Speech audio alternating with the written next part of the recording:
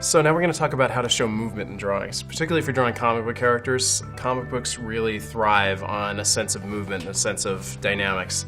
You're drawing static lines on a two-dimensional plane, and so the two things that don't exist that you want to give the illusion of is roundness, three-dimensionality, and motion. Two things that do not exist on your paper, but you want to make it look like they exist. So let's imagine we're drawing a character throwing a punch.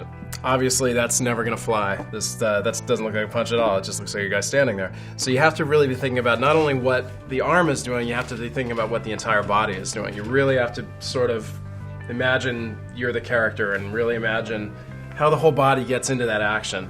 So the first thing I think of is just to really get a sense of the motion rather than trying to draw a finished character. So I really imagine that the character is leaning into it, throwing his weight on his forward foot. I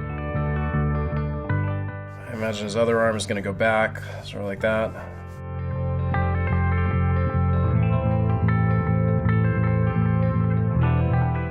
Like, you need to learn the structure of the body, but the more you draw, that stuff comes second nature to you, and you can just focus on the action. So you can see what I really started with is just some very simple kind of flowing lines. You want to, a lot of times when I'm drawing a figure, I really think of the central flow of the action. Rather than thinking of a character as a collection of torso and arms and legs and head, I really think of each action as just a single line even. Like when I really started thinking about this pose, I really thought of a single line from this fist straight through the arm, through the body, and down to the back foot. And that's really what's helping me create this pose.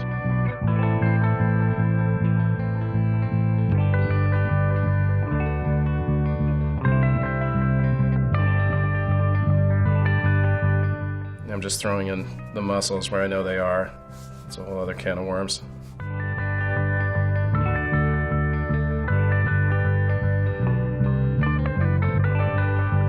Even the parts of the body that don't really change shape, like the skull and the shape of the head itself, I'm still going to emphasize those lines that will sort of help me sell the feeling of that motion.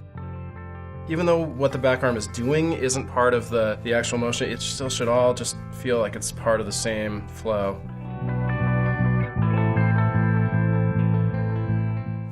You always want to be thinking about where the character's weight is. What foot are they putting their weight on? There's kind of a sense of muscular tension because that leg is doing the job of holding the whole figure up.